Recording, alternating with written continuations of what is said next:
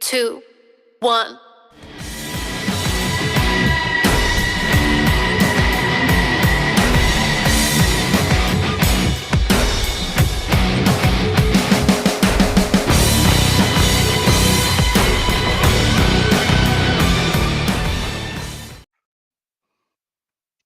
Ladies and gentlemen, boys and girls, we are back once again. It is Wednesday, so you know what it is. It's time for Jabronis United. I am your host, the real deal, Ronald Regan. With me, as usual, is the sniper, Kyle Krieger, throwing up guns. He might as well be a Hardy Boy at this point. He's got the facial hair for it. He's got the clear skin of like a Jeff that could use the paint, but he's got the beard of a Matt who's gone crazy. Exactly. Yes. There we go. That's what I was waiting for. I was waiting for you. Wonderful. Yes. Hello, everyone. This evening, it is Wednesday night once again, and Ryan, you know what time it is? Do you know what time It's it time is? to talk some wrestling nonsense, man, because that's what it all is. We will be talking AEW Dynamite as usual at the 10 o'clock hour, as well as going into the AEW Full Gear predictions. We will be doing all 9 matches, including the pre show. So if you want to go ahead, get into the chat and let us know your predictions for Saturday night, we are going to go ahead and take those. But first and foremost, our main discussion for the night, kind of like the John Oliver main segment of the conversation that we're going to go into. There was something that happened in the last week or so that pretty much spurred on this conversation, and I was just thinking that there's something that's kind of been happening a lot in wrestling that I'm maybe a little bit tired of. Do you know what that might be? Not a clue. What is it? Well, it's obviously something that you and I and Davion, we don't have an issue with, right? Right. Loyalty. Right. I don't know. How loyal are we, though? That's the real question. Don't jinx it. No snide conversation. No, don't, no. Stop it. Yes. But yeah, there's been a lot of like, not just in necessarily in any one particular brand, but there's been a lot of heel turning lately. You've seen it in AEW, you've seen it in WWE, and it kind of got me thinking: is there such a thing as loyalty in wrestling in a non-kayfabe era? Because it seems like Ah, everybody knows like who's yeah. friends outside of the ring nowadays. So it kind of makes it a little bit hard to like really get invested in anybody inside the ring.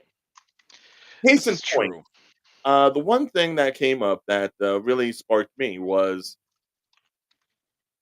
this little merger. The combination of Kyrie Sane and Asuka now joining in with Bailey's damage control. Now the thing is, Well, we anybody that has followed Asuka or Kyrie or even Io's history knows they've worked well together overseas. absolutely. It's I am very hyped for this merger. It's I wouldn't even consider it a true betrayal because they've worked together in the past, and it was anticipated as not an if they would join together, but a when. So it's really more of a matter of who will be the odd one out in this that eventually gets betrayed by the majority of the group or vice versa. Right, but that's also part of the issue I have with it. It's like by showing this grouping coming together, isn't not necessarily a foregone conclusion that Bailey is going to be the odd woman out here. Could be It's Dakota Kai. actually 3 against 1 because Dakota Kai is not even off the injured list yet. Hmm. But then again, who is really ready for Asuka? Well, Asuka already being somebody who at one point was pairing up with Charlotte and Bianca Belair. and then all of a sudden the man Kyrie's back. It's like the Kabuki Warriors 2.0, which obviously I don't think they'll reference. Probably not, but I'm all for it. All for it. I am a huge fan of Asuka and Kairi Sane. So having them match together is wonderful. The hell was that? I didn't hear no. I heard a. I don't know. No, I pressed no button. I I swear. may be going crazy. Who knows? Then I pressed the button. Did you push the Don't give button? me that look. You push the button. Does the elevator go down the hole? You push the button.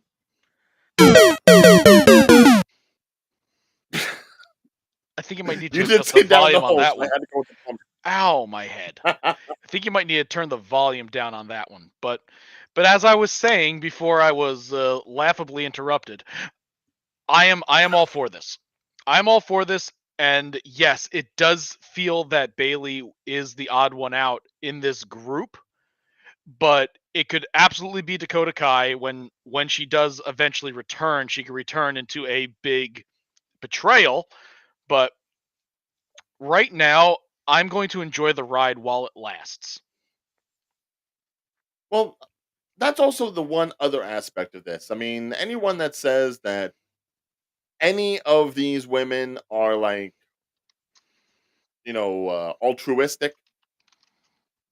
Asuka has turned on people. Bailey has turned on people. Io Shirai, or back when she was Io Shirai in NXT, she turned on people. Dakota Kai famously did it at War Games during her NXT days. Um, Kylie might be the only innocent one, and I think she's simply joining up because of her loyalty to her other overseas friends there. Well, she absolutely could be the one who gets betrayed. Hell, they could even betray Asuka. And it turns out that Asuka wasn't ready for them. Who knows? But It just seems the history that you mentioned definitely plays into it because it does leave the possibility open, the doors open for different types of betrayal angles. And of course, with how but then again, I was about to say because of how they usually do factions, there's going to be an inevitable betrayal. Maybe there won't be. Maybe that will be the twist that it won't be a betrayal. which I would actually like to see because it seems like any other time there is factions, there's always like some sort of animosity where it feels like someone's going to turn on the group or something like that. Case in point, leading over to the LWO, Mm-hmm. you had Santos finally going ahead and going ape shit on Ray, which Espiritu if you're Santo. Ray Mysterio, you can't trust your comrades. You can't trust your own son. Hide your kids, hide your wife. Eddie's dead. Like, who do you have left? Who knows? Who knows? But that's the point of And the it. thing is, like, this almost seemed like I know they were trying to telegraph it. That I can't stand. I can't stand when a heel turn is trying to be telegraphed. It's like if you're really working up animosity, then work up a way to fix the animosity. Don't let that stuff just keep brewing and brewing and brewing, kind of like how they did with Dominic. Mm-hmm. Because then it's just like how you said, it's not if, it's when. I don't want to know when. I don't want to know that something is waiting in the wings like that. Surprise me. Make it come out of nowhere, Surprise. then give the reasoning for it. Sometimes the best heel turns are the ones that you don't see coming. It's not like a Big Show sort of thing where he's turning his heel so many times I'm surprised his ankles are still intact. Hmm. This is true. But then again, Big Show is a special case with the sheer amount of betrayals and turns that he's had. Big Show is like the prototype He is the for nonstop betrayal. like Big Show is loyal to nobody. Like even Kevin Nash is more loyal, and that's as long as he gets a paycheck. But that is kind of the funny part. But yeah, but then again, Kevin Nash the only thing that's betraying Kevin Nash is his knees. Oof. Yep. Oh, poor man. I Yeah. feel bad Oh, for I him. know. I don't, but should. But yeah, like when you have these faction things, it always feels like, I can understand some people being angry, and I can understand some people having like differences of opinion. But what I can't stand is that all of a sudden it automatically has to go into like, oh, you're talking ish about me? You don't believe me? Boom. Automatically a punch. Just Boom. walk out, walk away, talk about it. Why does everything have to be like so punctuated with the most extreme resolution? I don't know. It's just that's just the nature of the game. It's the nature of the game. Right, but doesn't it show a lot more impact when it's something that you don't see coming? Like I believe one of the ones that you wanted to point out, um, and which is probably like a classic, the kick heard round the world. Hmm. Yeah, it's that one does hold dear to a lot of people's hearts, especially those who were watching this as a kid. It was yeah, exactly. You saw it coming a mile away indeed. But it was so good. It was done so well, and it just led up to the super kick that ended Janetti's career essentially. It's like, Yeah, true. I mean, it's one thing if you just break up a tag team. It's another thing when you pretty much do so in a way that destroys a man from ever working again in an industry. yep. And it like it still resonates today. That this is But essentially when Shawn Michaels got his true start. Yeah, yeah, he and Janetti had a great run, but this catapulted his career. yes, this was the thing that made Shawn Michaels as opposed to just Shawn Michaels of the Rockers. The Heartbreak Kid, indeed. Breaking the window with I, Janetti's face. I Boom. mean, it does kind of hurt though that for the most part, anytime someone goes ahead and gets like shot up to the moon, it's usually because they have to go ahead and betray somebody that they've been working alongside for many a year. And it feels like the only way people actually get pushed up in the roster or get any kind of like boost in sales or viewership is when they show that they're ready to kick somebody to the curb. To an extent. Usually it helps solo careers for sure. Most of the time. Other times it's like, yeah, they break up they break up a team, they send someone on a solo thing, and their solo run completely fizzles out, and congratulations, you just broke up a incredibly popular team for nothing. Hmm. So I mean, I guess that's always the risk. that is always the risk, yes, but it doesn't need to be. Like these can be done well. Harp HBK and Janetti was done well at the very least for Shawn Michaels, because that Shawn Michaels being a top guy was one of the defining things about the Attitude Era. It was Well, I mean, basically it's essentially one of those I think off, it's yeah. kind of signaled the end of the not like the early mid not like the early 90s wrestle like WWE that we all knew and love, and this was the kick that kick started the Attitude Era. Yeah, this was the end of the new generation Yes. because when you start seeing like these bright, shiny hopefuls show a Hmm. darker edge to them, it's like, Exactly. ooh, And not only that, ooh. Janetti and HBK was basically a poster child for the new generation era Mhm. for that new era. And it's like even this promo was set up in that bubbly woo we're awesome type mentality that you saw with Hulkamania, that you saw in the early 90s, and then it just got kicked through the window. In fact, I hope that they use the shattering glass for the barbershop window in Stone Cold's intro. I hope that's where they got the sound effect from. That poor face. Janetti, his face was never the same again. His smile was gone He long certainly before made time. he certainly he certainly made well enough for himself afterwards, but he in terms of stardom in the WWE, he never reached that high point again. Now, on the reverse tip, when you have a betrayal that actually benefits everybody, I mean, you can always look to the Shield and Seth Rollins selling out to join the Authority.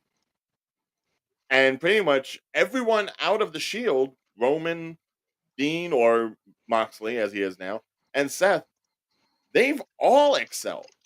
Not you can't really say anyone was dropped, with the exception of maybe WWE not knowing how to use Moxley, but AEW certainly does.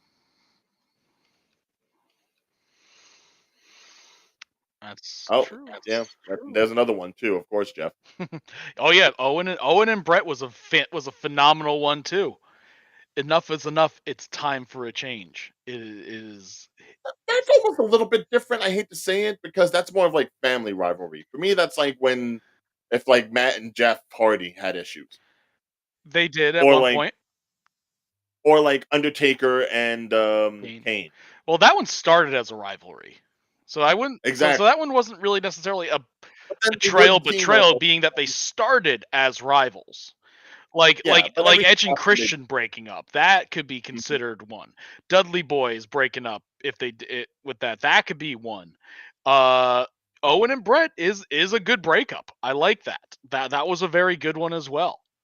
The one that you mentioned before, Andre turning on Hogan, even though that was kind of, you saw that one coming, it was still done really well.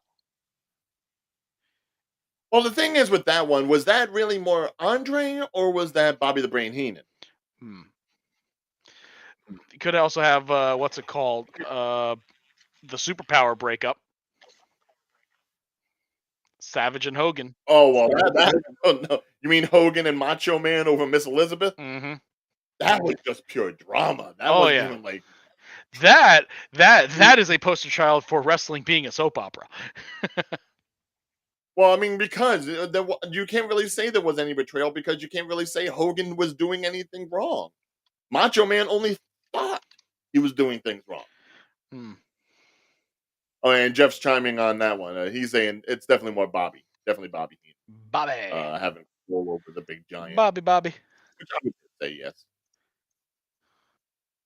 But again, like that's one of those things, kind of like how the Shield breaks up. It's different if you have like a disloyalty, a breakup, a fight between two or three people that ends up elevating both people more so than them being a tag team would have. That I like to see. I like to see everyone excel. I don't like to see one person being sacrificed for another. And yes, But Mega Powers. Yes, you're absolutely right. Mega Powers. exactly. Absolutely right. Mega Powers. My mistake. That's superpowers. You gotcha. Eh, But now, probably the biggest offender of this, are people loyal? Are they not? This whole thing. And I hate to say it because it probably is like, the gift that's kept on giving all these lately mhm. is the Usos and the bloodline and the fact that it does not It's matter a who is stupid loyal to who. It mess. doesn't matter if Sammy is staying There have on. been It so doesn't many matter back if and Sammy forths on is this one. It's lost like all its appeal. It's lost all its luster. It's lost its effect. It's like Jimmy so betrays dumb. Jay betrays Jimmy, someone betrays Roman betrays them. It's so played out for them. Yes. This is the stuff that becomes too much for me because then it's like, well, I can't expect or believe anybody. It's I so I stupid. don't have any confidence in any of these people because I just feel like someone's going to screw them over. It's like the betrayals just aren't done well. But the thing is, every single betrayal benefits Roman Reigns. Every single freaking time inside the matches, it's like, oh, is there going to be a betrayal? Hey, look, because of the betrayal, LOL, Reigns wins. Every friggin' time. There is zero luster about that. Zero. They burned it out. It's like They burned that watch candle to something the 100 ground. times, it becomes yellow. It becomes stupid. But They've see, that's what I'm burnt saying. it. It's like They've it can burnt only that be wick so to much. the ground. Yeah, there can only be so much that you try to push a loyalty aspect between Mhm. people because sooner or later people do break, especially when they're thrust upon something. Yeah. It's like Now, can you give me an example of anybody, whether it be WWE, AEW, anyone that is loyal to somebody else in wrestling right New now? Day. Okay, all right, that was actually faster than I expected it to, BB. I had that one ready to go. I was expecting that one. Hold on, what Rank 10. I predicted that one. tugboat turning on the bushwhackers? Oh God. Of all things. Good lord. Oh, hey, no, wait, that's no, wait, oh, no, wait, and here's Diesel. Big Daddy Diesel. It just sounds like he's being, "Oh, yeah." That's how it sounds like when you're saying Honk, that. honk, honk. But, yeah, it's become this thing where if anyone says that they've got someone's back, I don't trust them. If anyone says that they're going to be in someone's corner, Yes and I'm no. like, It if depends. you are a It manager, Most of the time you're right. Most of the time you're absolutely right. Though sometimes so then it why do leads. you Sometimes it opens up the lead to a new faction. But it really depends on the who. Are they a face or Ooh, are they a heel? Who? Who? Who? ooh, ooh. Who? Who? And also it depends on if there's a manager figure involved. I would say yes. Again, going back to the whole Bobby Heenan thing with Andre the Giant, Hmm. and you could say that as far as the bloodline is concerned, Paul Heyman has done them no favors. Nope. Like he may be the wise man, but he's probably got like the most skeletons in his closet. But that's part of who Heyman is. That's Heyman in a nutshell, especially for coming from ECW. And yep, yes, no, Jeff, you're absolutely right. It was always Earthquake versus Tugboat because they were the two big meaty men slapping meat. They were the big guys. They were the ones who always broke the ring. Or it's like that was what was always hyped up. The clash between Earthquake and Tugboat because they were essentially the big Typhoon. guys. And Yeah, but the fact that one of your biggest guys was called Tugboat, that was just adorable. When he became Typhoon, I was like, eh. that created the natural disasters. Like that stuff. That's when a betrayal or a turn is done well because it creates something new. It doesn't just it doesn't just it's not a betrayal or a turn just for the sake of betrayal. It needs to Right. push the story along. It needs to create something. It needs to advance something. It needs to do something other than for Now, the sake of speaking betrayal, on that, which is what Roman just Reigns talking is. about things that are done just for betrayal. Just to switch over to AEW for a quick sec, Mm, the whole thing with Nick Wayne and Darby Allen. mm. Do you think that was betrayal just done for betrayal? Because I think it was. Yes. No, I agree. I'm in agreement with that. Like there is just no reason for this. He barely was on television for like a month. Hmm. Well, he is in. He is in. He's basically they. I guess they just needed a third guy for the tag match coming up, and that's why they Like did. they don't have enough guys in the back. Exactly. Yeah. It's like the only other betrayal that you could see like a mile away is the eventual MJF and Adam Cole Bebe betrayal, but because Cole's on the shelf right now, that hasn't happened yet. But that's going to happen eventually, just because of the two characters. Also with Roderick Strong somewhere in there, but it's but the thing is they were playing off of that and then it's like ooh, here comes the betrayal, and then they hang a giant lampshade on it. They work the crowd on it. I like that. It's like, okay, they're using the expectations and using it well. However, with the Darby Allin thing, this is coming off of the heels of AR Fox Heels. betraying him for the moguls. Yeah, it's Like, like come on, cut him a with the break. Roman Reigns thing, like with the Bloodline thing. It's just, if you do too many betrayals in a too short of time, it really loses the effect. It's the Big Show effect, essentially. Basically, yes. I mean, it doesn't necessarily have to be the same person flipping side to side. It's just a matter of one of your only True. storytelling devices is the flip. Exactly. It's a it's a problem that WWE writing fell into during like the early mid 2000s. It was just betrayal for the sake of betrayal, and it's like no one could have like a clean match. No one could have like a straightforward match without some form of betrayal somewhere in there if they were involved in any type of team or faction. It was basically anti-faction wars.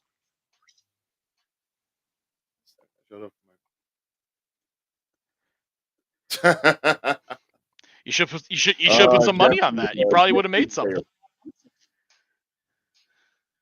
But yeah, I don't know. It feels like a trope that has been worn thin.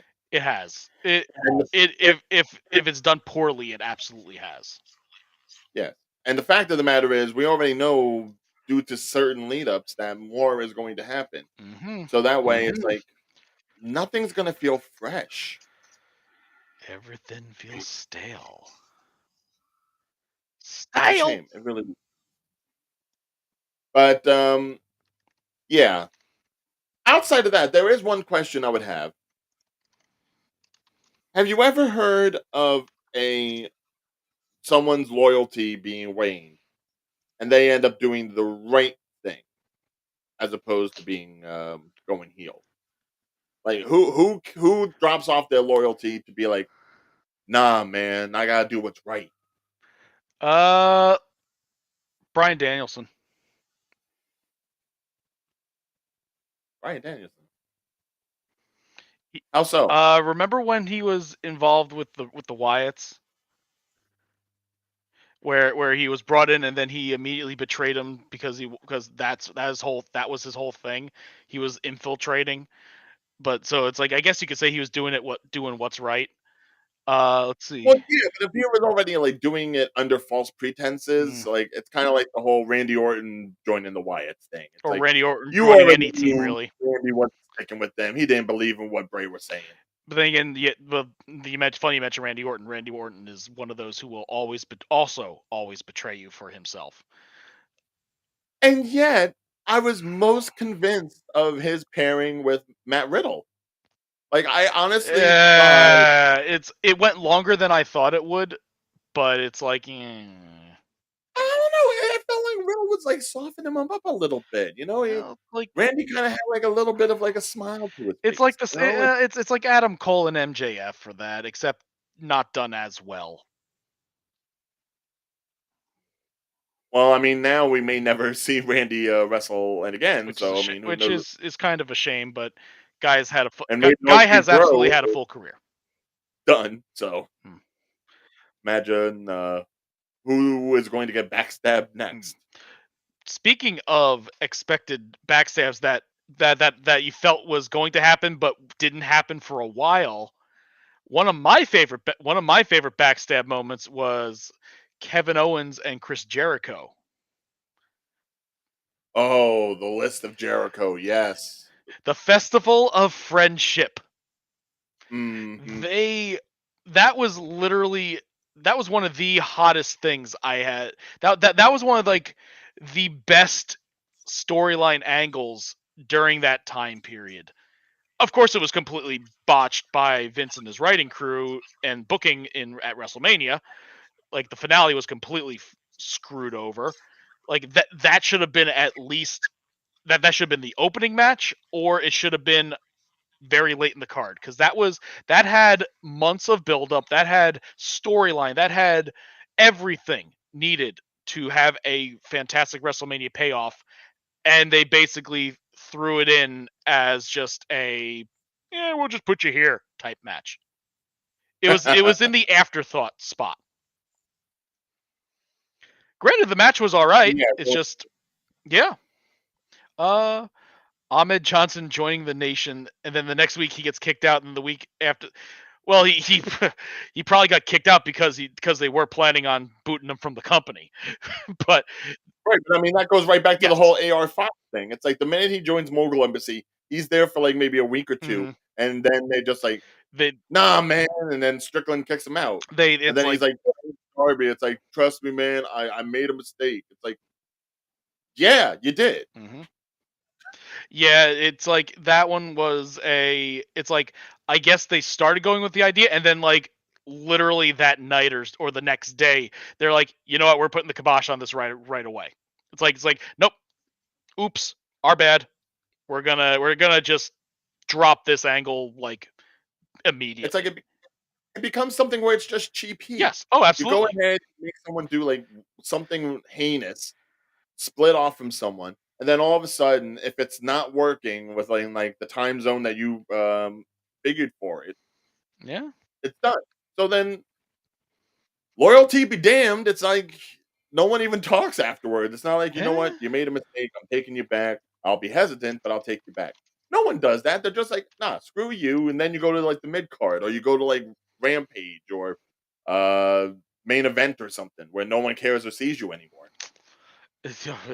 Yeah, the Doom card. It's like yeah, The Doom card. the Doom card. Speaking of Doom cards, Doom guy, Doom we card. should go ahead and get into our main event for the night, which is AEW Dynamite. And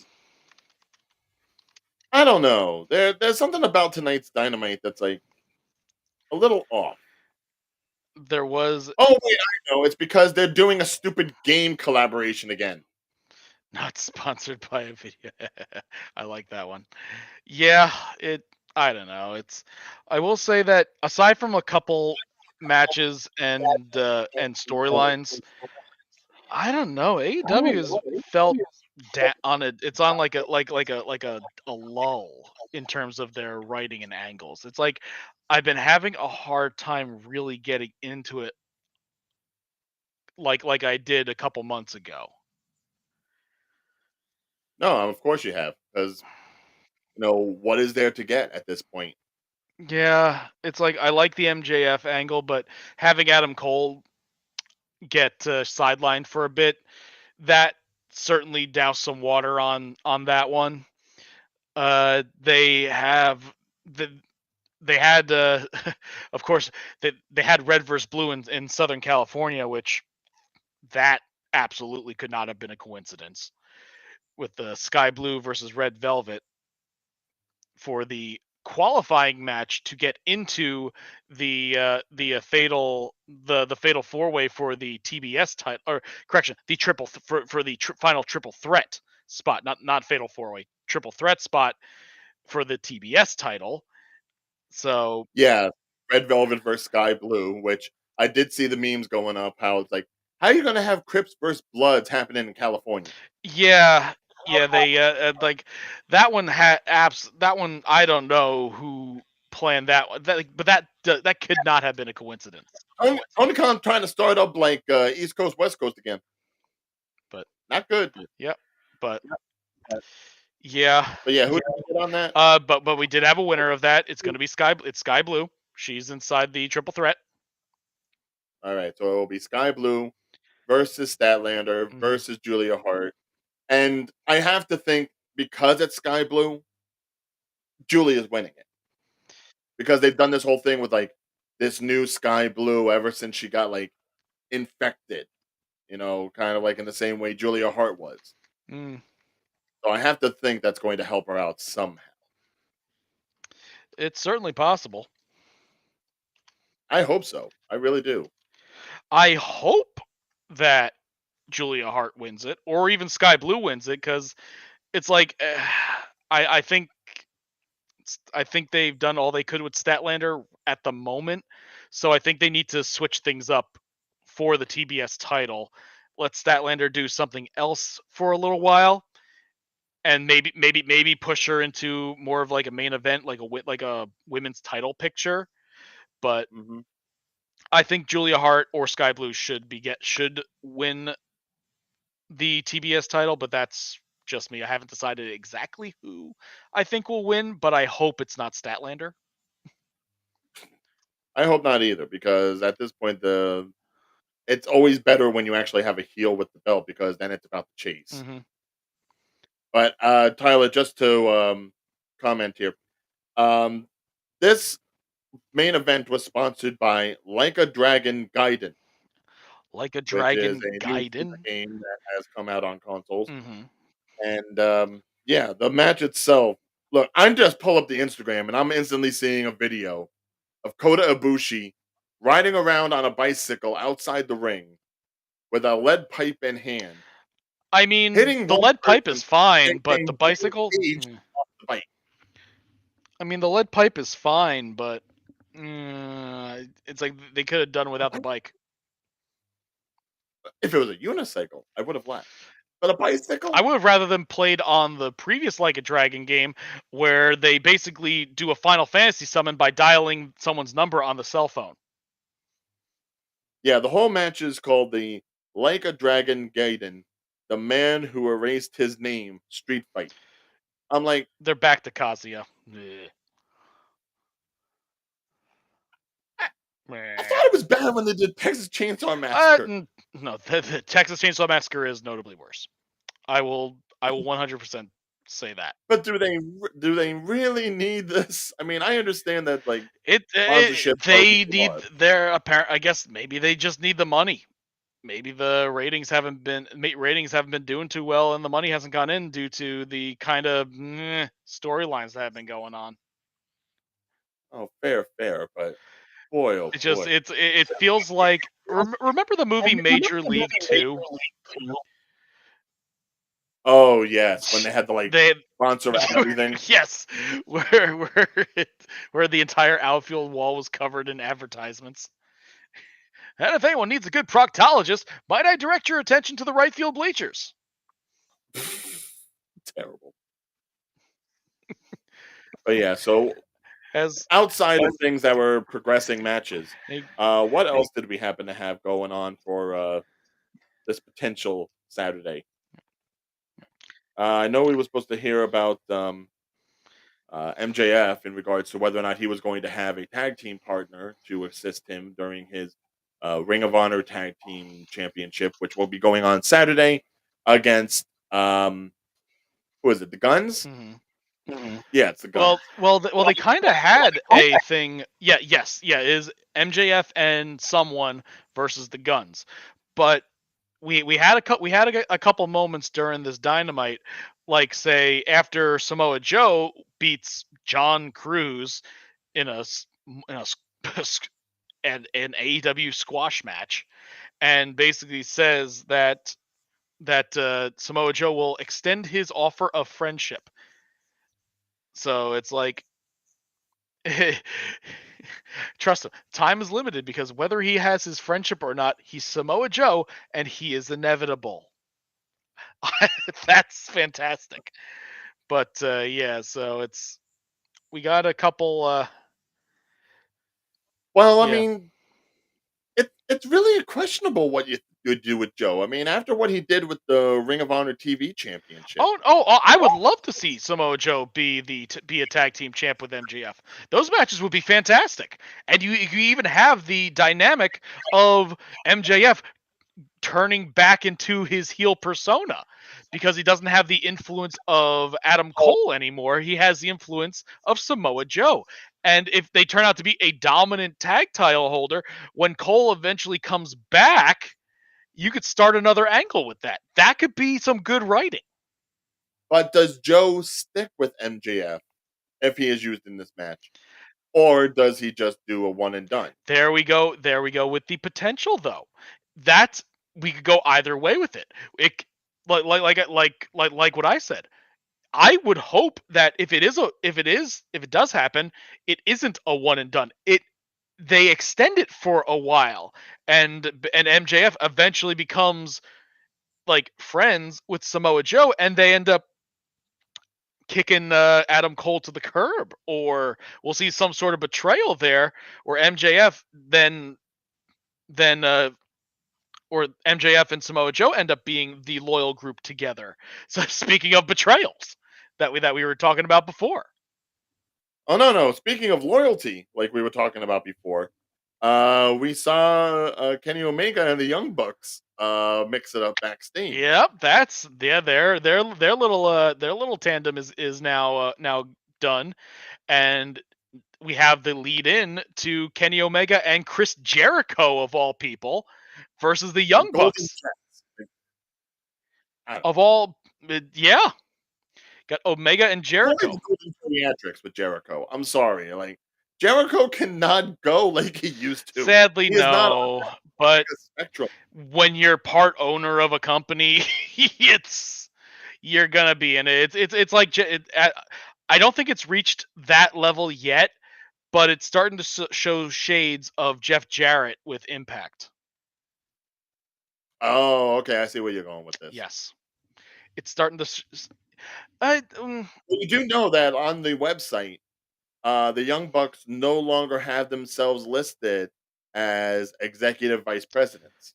for now, That list I that I don't title is trust blank. that stuff. That's all storyline writing right there. Look at look at like the actual business papers. That's not like on the AEW website. He can Jericho He still can go? still go to the Yes. hospital. It's thing is he's not. Oh yeah, he's not bad by any means. He's not like the Big Slow or No, Undertaker in but the he's ring getting or to some of the other older characters that pop up into the storylines. But he's not the Jericho that we've watched for years. He's definitely slowed down a bit. So he can still put on a decent match. Absolutely. Because he has the but he's in-ring knowledge and the Jericho ability to that do so. first came into AEW. That's really the What thing. was that? He's not the Jericho that first No. came into AEW. But then again, you're older. Age happens. And for pro wrestlers, age happens earlier. And while Jericho has shown fantastic resilience to it, time is undefeated. So it's Oh, I like mean, he's definitely showing signs that he is slowing down, unfortunately. He's still fantastic to watch. He still can work a I'm mic. He not can still do a lot of good necessarily things. happy about it. No. But he can yes, he can still go, but you definitely will notice that the tank is getting lower and lower, if that makes sense. And of course, they did make announcements for future pay per views as well. Um, there was the announcement of the at World's End will be leading up to it with the Continental Classic. Apparently, 12 stars will enter. One winner will be crowned. And you 12 had stars. Daniel looking like a bad pirate talking there with Tony. Minus 12 stars. Yes, we did. uh Going on one of the other comments, the MJF storyline idea. I missed that one. What was it? Let me dig through the list here. That way, MJF is the last to come out. Cole is on the screen, says something along the lines, "I got you, buddy." Out comes Kyle O'Reilly. Uh, I That's not a bad idea. It's feasible. It's better so than what? what they have been writing. Kyle O'Reilly could be the devil. That's the MJF, thing. Who is the devil? Samoa Joe.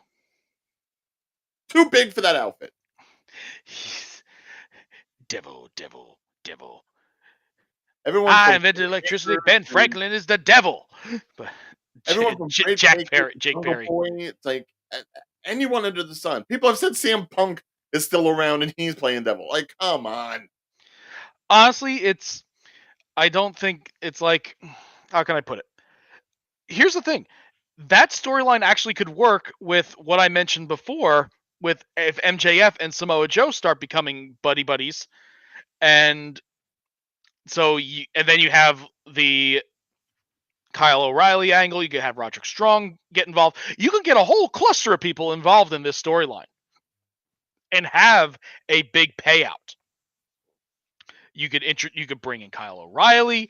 You can have Cole and MJF show friction if he has more influence from Samoa Joe.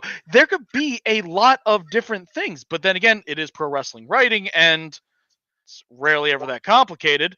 But we can have something good. Bobby Fischer, where is he? Well, the thing is, Roderick is saying he knows who the devil is. I'm like, so you're saying it's you? The devil is the one inside. The devil inside. I like that song. It's a good song. But yeah, it's. I mean, this is the go home for a pay per view like this. Yes. So I'm not necessarily too surprised that a lot of stuff is just like either leading up to that or promoting stuff for the next pay per view. That's fine. But Exactly. Yeah, it's like basically every match had something to do with a match that's popping up, like, and pretty much anyone that is in a match at the next pay-per-view ended up being a win. Being a win for whoever was inside the match, or at least kept the storyline up and going, even though we still also had like a appearance by Miro and CJ Perry that she's calling herself, and but even then that was just a video package, and it's not involving the pay per view match. Which you have fucking Miro, use him, put him in the matches they for the had me. love of Jesus. This is the land of the Redeemer. Exactly. But yeah, Like, and pretty much everybody and their mother has been rolling up to CJ Perry, man. It's like, yeah, I don't blame you. I had a I car mean, named Lana. You know, it's like yeah, that's how her motor goes. But it's I one of those bet. things where it's like, phew. Yep, the man who erased his name, Street Fight. It's like I'm looking at some of the results here, and I'm like, that is just Yeah, I mean, Bullet Club Gold. it's better than the Texas Chainsaw Massacre, but it's still pretty damn corny. But yeah, all this MJF Jay Lethal thing. It's like Hmm. I'm hoping that nobody from Bullet Club has anything to do with this devil stuff. That it is really just something separate. Let Right. everybody be gunning for MJF because he has That's what it should be. the chickens coming home to roost. Hmm. Yep. Absolutely. Over Garcia on Rampage. It's like, yeah, that's fine, but I'd Yeah, rather see Miro in an actual thing, not just this lovers quarrel. I agree. I absolutely agree. Like honestly, it's like it should have started with them being together, and then you could have had a betrayal somehow. You could have absolutely had something like that. But yeah, outside of all that, it was pretty much just trying to do like a blood and guts sort of thing happening with this 4-on-4 match, and it just yeah, no, it looks ridiculous. Yep. Yeah, it does. Just seeing Paul Wright trying to do things. Like, yeah, he slapped a couple of guys on the chest. Outside Yeah. of that, I do like them throwing it back to like the WWE days with the Jarrett show. that's why I thought the only reason they got Big Show was because of Yeah, Jericho. I agree. Right? I mean, how many more WWE things is AEW going to lean on? Unfortunately, it feels like they're turning into the new Impact instead of the next WWE. Even Impact is staying away from Impact, even though it's turning back to TNA. This is true. AEW Impact. Yeah, no, I agree with you, Jeff. Miro versus House of Black storyline that was great, and then it just off to Well, the here's my hope. I'm hoping hoping. that somehow there will be some involvement between CJ Perry and Julia Hart, especially once Hart gets the TBS belt, and that might rekindle things. Absolutely. because that let's would be face great. it, Miro is a guy who could easily be in a 3-on-1 competition. He's proven it before. Mhm. Now, I don't know, Miro versus Brody King, that would be just Clash of the Titans. That would be Absolutely. great. Or even Miro versus Brian Cage. That could work. Get the Don Callis family involved. Well, yeah, but then you'd have Brian Cage plus Powerhouse Hobbs. Like, that's almost a little too much. Big meaty men slapping meat. Yes, but then might have to rely on somebody, and who is Miro going to rely on? That's that. And that is the trick of the storyline. That's what would be built up. Where is the loyalty? Who knows? Maybe you'll see a betrayal inside the Don Callis family I who joins Miro because he is oh so good at influencing. mean, Powerhouse Hobbs already left. What's his face? QTV. He did. So it's like So maybe it's Brian Cage who betrays Powerhouse Hobbs. technically, Cage is already with Mogul. Everyone's got like somebody in their back pocket. Though, speaking of Brian Cage, there is only one opponent I want to see Brian Cage fight, and that's Christian Cage in a steel cage match. That's a lot of Cage. Book it, Con. Don't act like he wouldn't. He would. He would. Speaking Uh-huh. of bookings, all right, now that we've talked enough about AEW Dynamite, we do have to get to our final bit of information here. We have to talk AEW Full Gear predictions. Mm-hmm. So, everybody, if you're watching in the comment section, break out your pen and paper. Let us know who you are going to want in these 9 matches that are going to be coming up this Saturday night from California. Probably the second to last big pay per view of the year for AEW. Mm-hmm. And really, I think the big question of the night here is, will MJF leave with any belt whatsoever? Mm-hmm. Because as of right now, his tag belts, his ROH tag belts, are in jeopardy. He may be in a 2-on-1 match, or he may have to team with somebody who does not have his best, thoughts in mind. And then he does have to put the Triple B on the line against the knife pervert Jay White. Absolutely. And also, for those watching, add your predictions as well. We will be happy to keep track of it. Now, of course, since We do Davion have a fan pick section. his predictions later on, that'll go on the sheet. We'll talk about that next week when he comes back.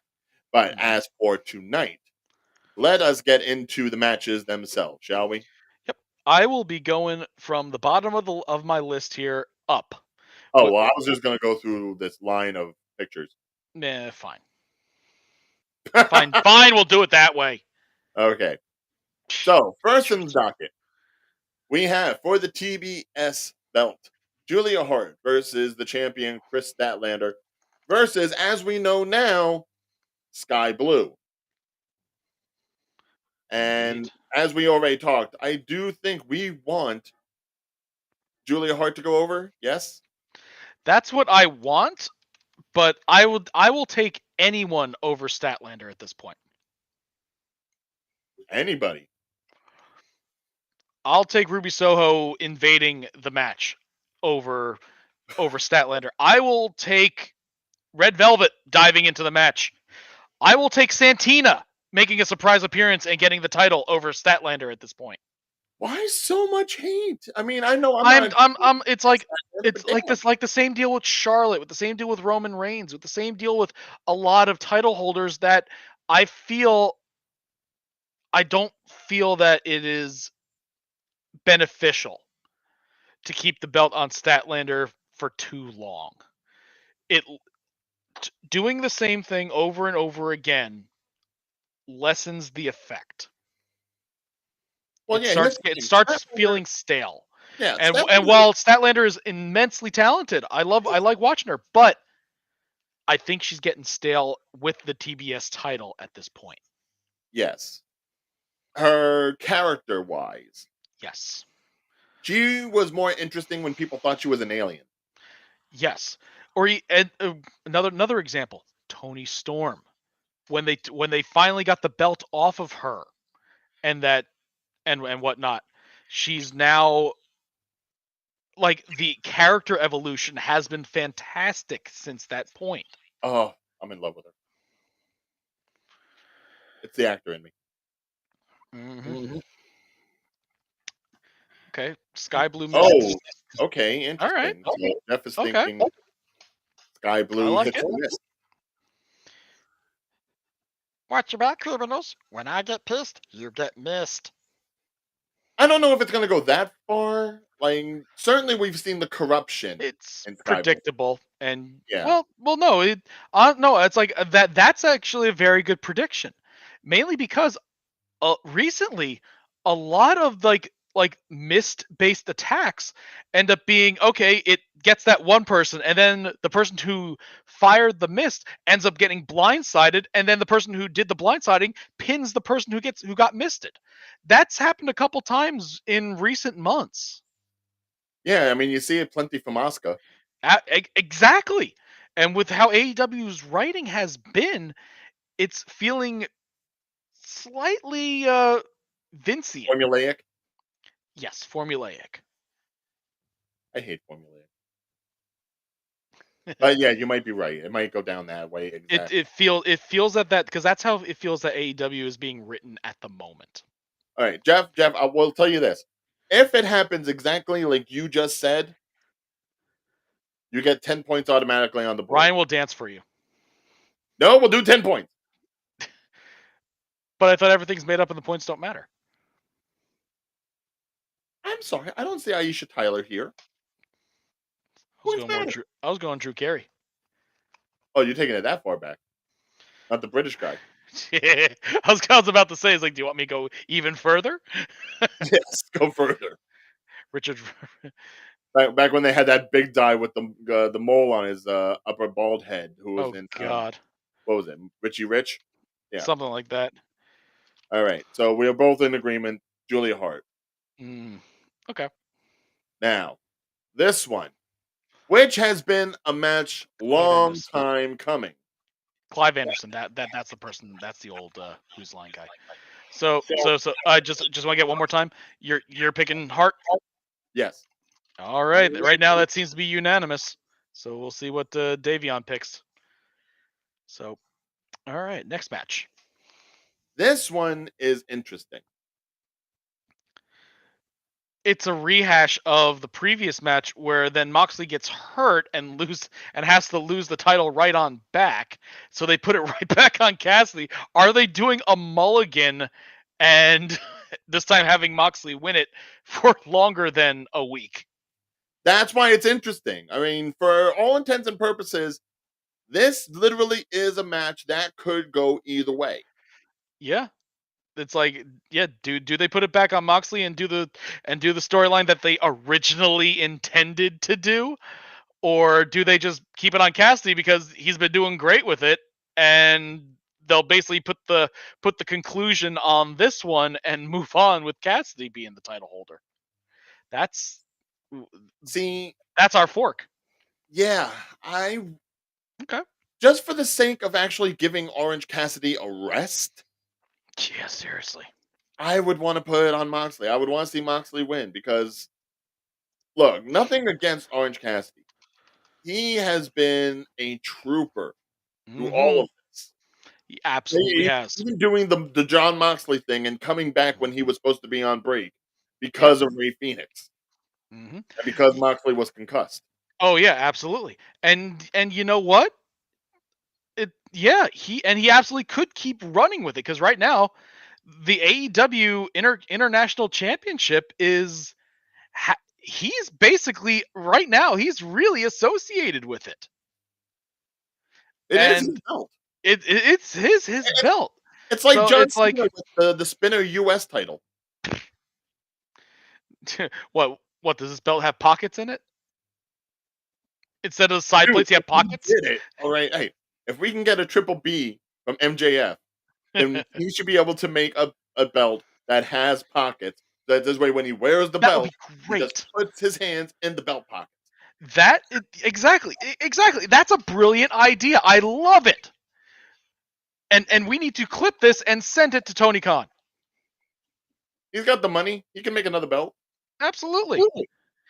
Exactly. It's like whoever's watching this, write a letter to Tony Khan, tell him to put pockets on the Orange Cassidy belt Yes. instead of side plates saying OC. No, side plates of pockets.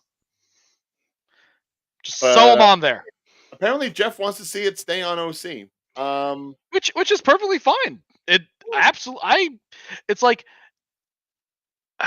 it really can go either way. I would be fine with either person winning. And I think that's a great feeling to have. It's because both directions can lead to good stories. They're both stalwart performers. They're both Mm-hmm. very loyal to AEW, really pulling it out when they need to. But I think just for the length of the title and who should be holding it for a little bit longer than the other, Mox has to have it. I Really? don't necessarily agree with the reasoning, Well, but I'm also picking Mox. it's not only that. It's the fact that as of right now, Blackpool Combat Club is like, They need a title in injection. they need a shot in the arm, absolutely. They do. And this would be it. Absolutely. It's definitely one of the options, and hopefully it will lead to Blackpool Combat Club becoming. It's like they've been having good matches. They've been there and prominent, but a faction does need the occasional title win to keep being powerful, to keep being relevant. It's like, yeah, they don't need to hold the title all the time, but they do need to be involved with the title, with some title scenes. They need to win them on occasion to just show it's like, okay, this is why people should join us. This is why we're powerful. This is why we're awesome. This is why we're a good faction, because they can win the gold on occasion, even if it's an undercard title. It's still it's still a title. Kind of like what we thought with what was going to happen with Judgment Day. We thought that they were all going to get gold at one point because that could have led to a pretty interesting storyline. And they're a heel faction, so you have like get some face teams together and start fighting them. And for the gold. they all did have gold. I don't think all at once. I think there was always like at least one or two people that didn't. No, at one point, Rhea had her belt.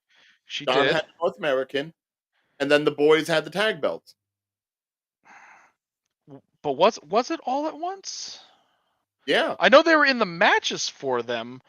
I remember there was one time where it's like you had Priest going after the belt from Seth Rollins, but he lost it, so he didn't have a title for a while. And while say like I think like Finn had one while Priest didn't, and you had Dom with one, you had Rhea and Dom with one. It was always Priest and Finn that were the ones that didn't really have something.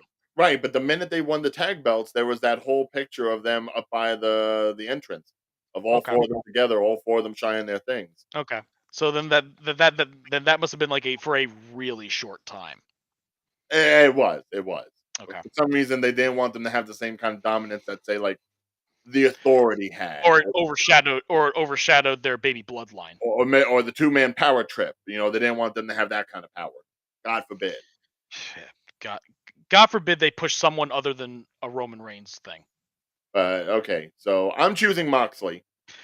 As am I, but I'm thinking that it's so that they do their originally planned storyline that they kind of had to put on hold after Mox got concussed. Hopefully he avoids the concussion this time. Whatever reason may be. Yep. Now, yeah, I'm going with Mox as well. Match. Okay. I really don't know what to feel about this.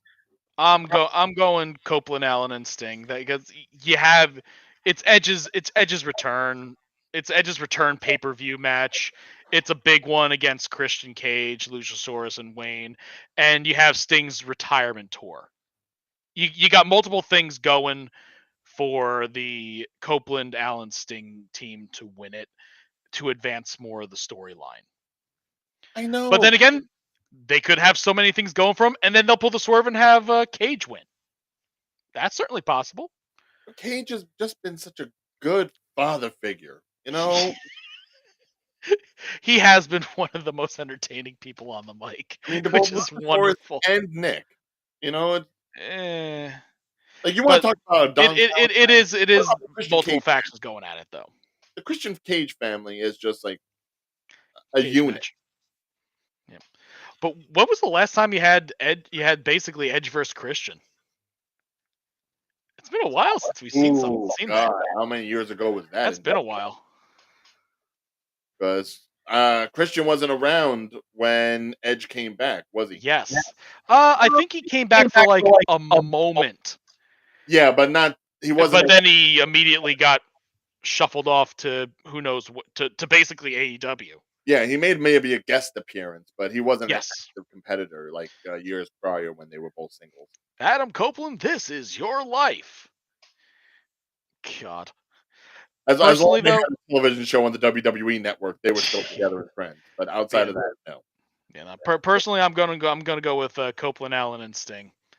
It is literally the first big match after the Sting retirement tour, after the Adam Copeland signing, etc., etc. So it's like, you know what? I think that it's going to be Copeland, Allen, and Sting, unless Nick Wayne pins Darby Allin, because I don't think there's any chance in hell Sting is getting pinned. I don't think they're going to have Edge lose his first match his first pay-per-view match in AEW. Well, yeah, Fine. I mean that's Correction. I don't think he's going to take the fall if he loses. yeah, that's the difference. I mean, you can still Yes. have the unit lose, but Edge not be pinned. Yes, and that's why I said there is certainly a possibility for Cage, Luchasaurus, and Wayne to win. Darby Allin is the pinnable target on that team, absolutely. But I don't think that's going to happen. It could be Sting. It could be maybe. I think Edge is going to end up pinning Nick Wayne while staring Christian in the face. Oh, that would be merciless. Yes. But I'm look. We've been on the same page so far, but I feel like just for gamesmanship, I will go ahead and I will pick the Christian Cage family. Okay. Cage family. Just because there might be some tomfoolery. Absolutely. Oh no, that I absolutely agree that it is certainly possible. And yeah, Jeff's got the right idea. I can see Darby take the fall, and later Darby turns on Sting to set up Sting's last match against. No, we were just talking about loyalty. If anyone should be loyal to one I another, don't think that's gonna happen just yet. no, not until the Eventually, time sure, but it is certainly it is certainly possible. It's a much more even split than the what I'm making it out to be. So, It's definitely not a 50-50 split. There's definitely an advantage in terms of the odds for Copeland, Allen, and Sting to win it. But Cage, I would put Cage, Luchasaurus, and Nick Wayne at, it would be a 40-60 percentage fair. rather than say 25-75. Now this match. So Jeff, so who do you pick, Jeff? Feel free to write it in the comments so I could mark it down. Yeah, but write that in the comments so we have it. Yep. I need a clear answer. Is there anyone else in this house? Yes or no? All right. So while you're getting Jeff's answer, we go on to infinite movie references. Page and Swerve 2. Page Swerve 2. Well, let us be clear. Their first match, barn burner. Absolutely. And Swerve actually got a win out of it. Yes. And that was beautiful. You've got these two guys who are relatively, I don't want to say mid-card, automatically mid-card. They're not. But they're on their way back up to prominence. Swerve has never been there. Hangman has. And I think this rivalry has really been helpful for both. Are they going to set up for a Page Swerve 3? Well, that because he had Swerve drew first blood. Swerve drew first blood and got his first win in a long time. The Yes. question is, with the matches on TV, who has the momentum? Well, if you ask Jeff, he doesn't think either of them do. Okay, that is certainly a definitive outcome. That I could that put is I actually could put you down by I could put you down for a no contest. it is an option. That is the double zero on this roulette wheel. Absolutely. Absolutely. I could put you down for the double zero. But the way things have gone so far in their rivalry, I have to go with Paige on this. I do think the rubber match could be something that comes up. Maybe not necessarily the next pay-per-view, but Yeah. certainly Well, within like the next couple of months. their first match was a pay-per-view. This match is a pay-per-view as well. So I don't think the storyline will end just yet cuz they definitely they started the rivalry at the previous pay. Well, I say started. They had their first main match at the pay-per-view at the last pay-per-view, and this is the second main match. Are they going to build it up to a final outcome? Because if they do, that's what they're going to plan, then I absolutely would agree that Paige wins. If If worst this case is scenario a was Paige wins, but then Swerve and Mogul Embassy just start running roughshod over him, and then someone else gets involved in this rivalry. Because right now okay, it is pretty much like a 1 versus 1,000 sort of scenario. okay, you know that makes a lot of sense. Okay, all right, I'll bite on that. I'll Once bite on again, that. I'll bite on it. I I I am humble enough to agree on things. wow. I am not so prideful to disregard other predictions. So you know what? I will bite on this one. I will bite on this one. I will give it. When you say stuff like that, you sound like Bob from Distractable. Like, Would you rather me break out Dr. Krieger from Archer? hey, I That is like my Archie last name, by too. the way. All right, so I'm So going I Paige. think and like I said, you convinced me. I'll go with Paige as well. All right. And it looks like we have Jeff also saying that Paige is winning with a barbed wire buckshot. 1, 2, 3. 3. Now this one, I He's going. swear to God, if Tony don't He's basically finding his way to the center of the Tootsie Pop. win, speaking of Tootsie Pop, Mm. Tony. I love the new gimmick. Absolutely love it. But Now, don't get me wrong. I don't think Sheeta's losing the belt just yet. Don't get me wrong. I love Hikaru Shida too. She is a badass on any caliber. She could go for any belt. She could be in any brand, and she would murder. She And would. I like that about her because she is tough as nails, I especially when don't. you get a kendo stick in her. Yeah. But it's Tony. It is, but I don't think Sheeta's losing the belt in this one. Oh no! Come on, You dude. can go. Imagine if Tony Storm did win the belt that Hikaru Shida took off of Saraya, her former tag partner, her former friend, her former outcast.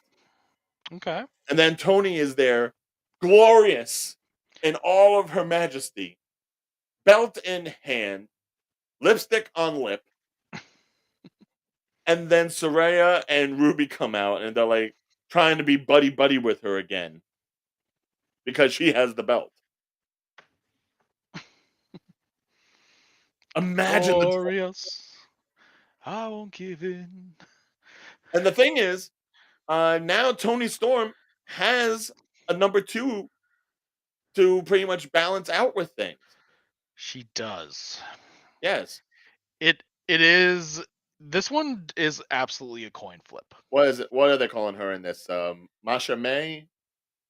Masha May? How does her name goes? Uh, Good question. Jeff, you would know this. How was the spelling go? Mariah May. Mariah May. Okay. Yep. Uh, okay. Now, Jeff, no, that is just crude. No, no, Mhm. no, no. We will not well talk like that. Slappity dappity. Titty slaps all day.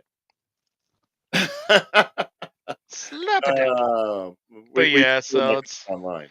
plus it's like they got Luther, they got Mariah May, so outside of not Tommy Storm's office with RJ City.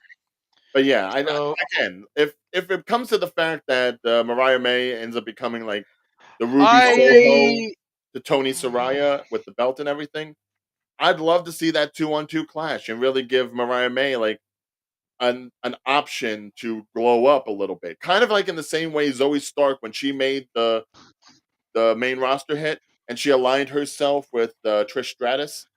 That really helped propel Zoe. yeah. It didn't make her seem like just a gopher or a tag along. It elevated her now to the point where she is a number one competitor. So this might be Mhm. the best thing for May, even. Eh, Not convinced? uh well no, like I said, I feel that it is very much a coin flip. Storyline wise, there is certainly enough for Storm to take the title. Hmm. I'm thinking that May will interfere, but it will backfire. Ooh. That's what I'm thinking. Why you gotta be such a nihilist?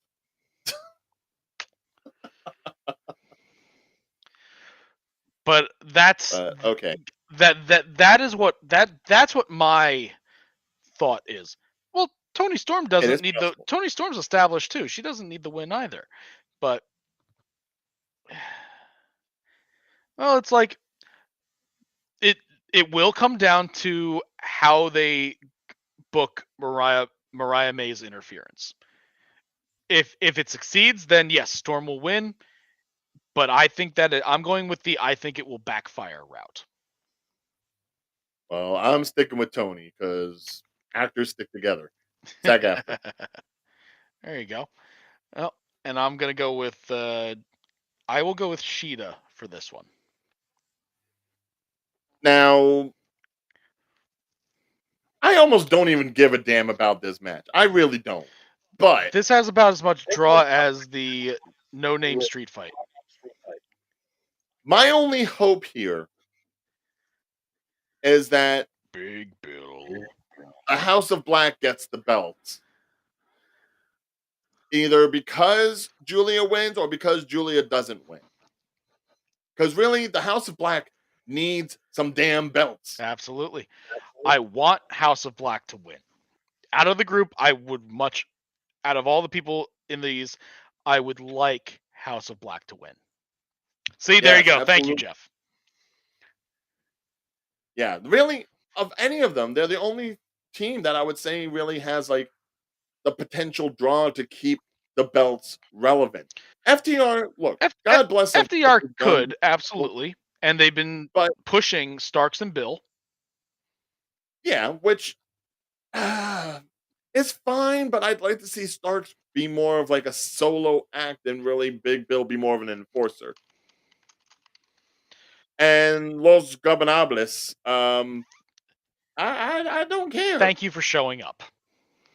Yes, thank you, Roosh. Yeah, and that's fine. They still put on good matches, and I'm glad that they're mixing things up a bit with other tag teams. I like that. Like I said, But and yeah, like, it's no, like as much as I like FTR, they've been on TV for I think a little too long. I hope they don't win. Malachi I is my guy. my heart, I want Starks and oh, crash. No, I want House of Black to win, but I think Bill and Starks are going to pull this one off. I'm going with the house. Okay, House always wins. okay. Play with Well, house money. obviously, Can never go wrong playing with again, house money. But I no, do no. think it will be between Starks Bill and House of Black as the two potential. Oh, so you're not even like bringing FTR into contention on that end. I don't think that they should be. Is it possible? Certainly. Who knows? Maybe they'll just throw a complete another screwball at us and LFI wins. Why not? But in using my intuition, my booking intuition, I'm leaning towards it's going to be either Starks Bill or House of Black, but overall I think it's going to be Starks and Bill. They're going to keep the belts on them for a little longer. Nah, I don't know. It would be nice, but I have my loyalties. Mm-hmm. Okay. So next match. So the question is, Jeff. Oh, So I take it Jeff goes House of Black. yeah, I think he's going House of Black too. Yes. Okay. Now this tag match. Okay. Well, both teams won on the go home show. Yeah, but Golden Jets, Kenny Omega and Chris Jericho versus the Young Bucks. So they actually had Omega win over Don Callis' group. That doesn't happen often.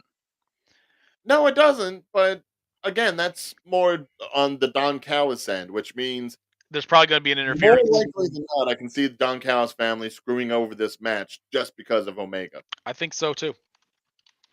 You know, now mind you, this might be the most geriatric match that's happening in the entire pay per No, view. All right, just because Jericho's involved doesn't mean that it's a geriatric it's match. not even that. It's Young Bucks. You know, the flippy dippy do whatever they want to, but you know what?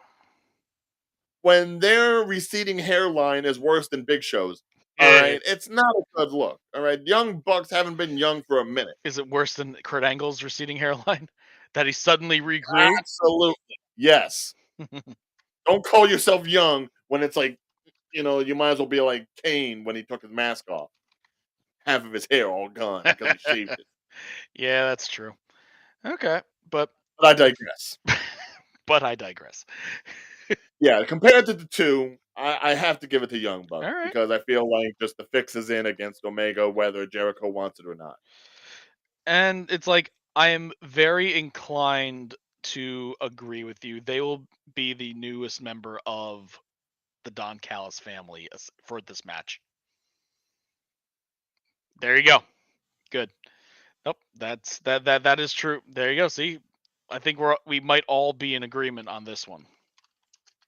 I mean, I don't know if they're going to join the Callis family because I think the Young Bucks are just that independent unit, but I could definitely see the Callis family interfering enough. Yes. It may not be to the point where there's alignment and ownership. It may just be like, okay, worked for us. Yeah. Let's keep it going. And it's like, honestly, if it certainly feels that it could be the other way because you have basically Omega and Jericho, two main ownership figures versus the other two ownership figures. If it was Omega and Jericho versus pretty much anyone else, I would go with Omega and Jericho. But right now it's like, okay, all of them have the ownership title attached to them. So with CM Punk as special guest referee. God, no. Please no. Oh, if only. You might as well have Ric Flair be the special guest referee of this one. He's done it before. He has Woo! Yeah, he counts 3 by face planting on the mat 3 times. Then it'll truly be the most geriatric match of the night. Exactly. I was gonna say, if you want to go with the Jericho-atrics, add Ric Flair to the mix. Oh wait, I spurned Jeff's ire by saying he who shall not be seen. by mentioning the PM Kunk. When you say PM Kung, that just sounds completely for a awful. PC Monk. Oh, that feels like we should be demonetized. we probably should have been demonetized long ago, but right. yeah. And then there is the pre-show. Yeah, we'll finish it off with the pre-show. Or wait, no, we still need to do the MJF Jay White match too. Well, that'll come after this. So up next is the pre-show. Because here's really the big thing. Mm-hmm. MJF, once again, 2 matches, same night. Whether or not he will have a tag partner for the Ring of Honor World Tag Team Championship still remains to be seen. Does he lose either belt? I'm going with no. Personally, I'm going with no. I think that he will team with Samoa Joe and they'll win, and all that all that storyline mumbo jumbo that I was ranting about before that should and could happen that could and should happen. I am going to go with that storyline. They're going to win with Samoa Joe. They're going to be tag title holders. Cole's going to come back, be like, "What is this nonsense?" And then you're going to have betrayals left and right, cats and dogs living together, mass hysteria. MJF holds onto the title at first, and yeah, and then you have the evil influence of Samoa Joe because he the devil, according to Roderick Strong, and then somehow Kyle O'Reilly and Bobby Fish fall from the sky and pin the Young Bucks. I don't know, but yeah. So for this one, I'm saying MJF plus unknown / Samoa Joe.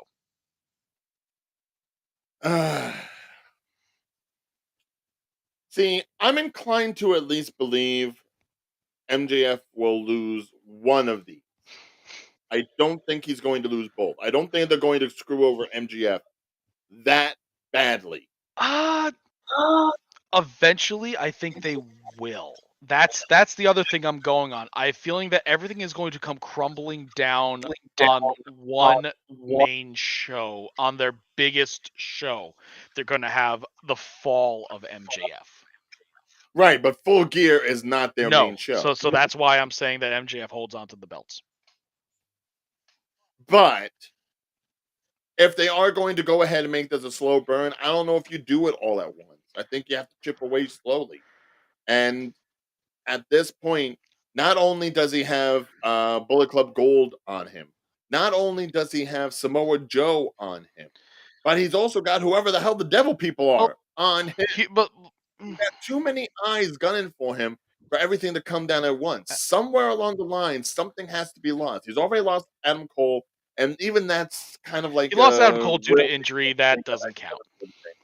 but that's the only thing that's truly been lost. Yes, Jay White's holding on to the Triple B, but it's still not his. I would say, just to add fuel to the fire, he loses the Ring of Honor and Tag Championship. Okay. So you're gonna go with the guns? Yeah, I'm gonna go with the guns on that, Okay. simply because the way the Ring of Honor belts are going at this moment, they need fresh blood. They need something. They need I do agree with you in that aspect. I don't think it's going to be yeah, the guns. it would have been nice if you still had Adam Cole around to help push the belts with MJF, but if you don't, put him on a tag team that will use him. But you see that's where we differ.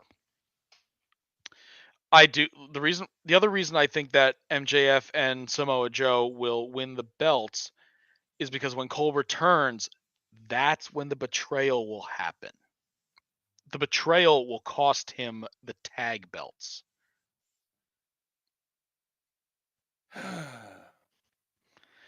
It's the running theme. It's the running theme today. Betrayals. The belts aren't at a level where it would matter at this point. They're just But the there. betrayal will make them matter. But I would rather that's what I'm saying. I don't think it's going to be the guns. It'll be a different team. A different team that they'll be pushing. Maybe it'll be Black Throne. Maybe it'll be maybe Starks and Bill will lose this one, but then win the Ring of Honor ones. So I think that I do believe MJF walks out with both belts for this show. The next one, when Cole's healthy enough to return, and then he's like, "What's going on? You need me." "No, we don't." "Yes, you do." "Bam! You lose." "Oh, you needed me." Ha ha ha. So it's I think that he's going to hold on to him for this one.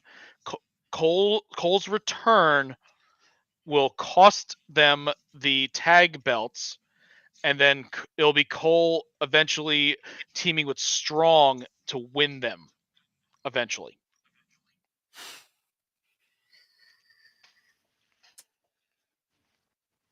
I wish I could agree with that, but I just feel like that's almost too expected. With AEW writing lately, I know. But that's the other. So at least I'm going to say MJF wins over Jay White. yes, I think so too. But something is going to mess up and have him lose the tag belts on 0 Hour on the pre-show. Or he could win the tag belts and lose to Jay White due to a return/betrayal. And that's also a possibility. But I think Absolutely. just because the Triple B means so much more, that I think if you lose the tag belts that didn't really mean as much, that just puts a little bit more emphasis on trying to fight for the one belt that truly is yours. No one else made the Triple B. He made the Triple B. That is his belt. That is MJF's belt. That is basically Orange Cassidy with the pocket belt. It is his. So if anyone is going to take that away from him, it has to be in the most absurd, screwed over way possible. Not simply because Jay White's been actually holding the damn thing for a minute. Yeah, but yeah, no, I don't So I think would actually like to have him lose the no, tag I belt. agree. Burn him I up. do not think MJF will lose the main title. Not yet. That's going to be on the main pay-per-view. Their next main one. Put me down for 1 win, 1 loss. Okay. So Guns win, and then Guns win tag. MJF wins main title. I'm going with MJF on both, and so is Jeff. So now we'll just we will get Davion's predictions before the show. I'll write them down, of course. Maybe we'll post them on the website. So streampunkent.com. Definitely check it out. That's where I will send the predictions over to Scott, and we will post them for posterity's sake. Sounds good to me. You know, And yes, if you want to go ahead and get yourself in, just like Jeff was, and let us know in the comments in any post before the pay per view Saturday night, this Saturday night, the 18th, go ahead and put in your predictions, and we'll add you to the list. absolutely, send them to us. Post them in the comments. But that will be it. Streampunk and Jabronis United Universe. Send us your picks. And yes, Jeff, as fun. Because the picks As are fun as we can get. wonderful. Yes.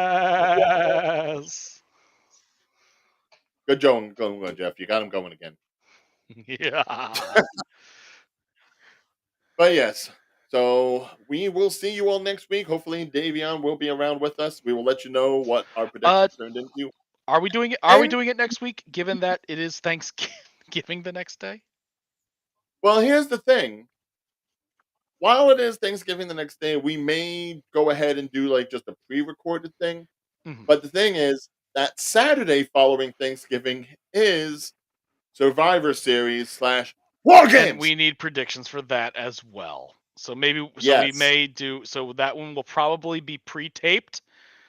So we may not be able to interact with the comments next time, but we will absolutely see any comments for it, and if need be, we will acknowledge them in the subsequent show.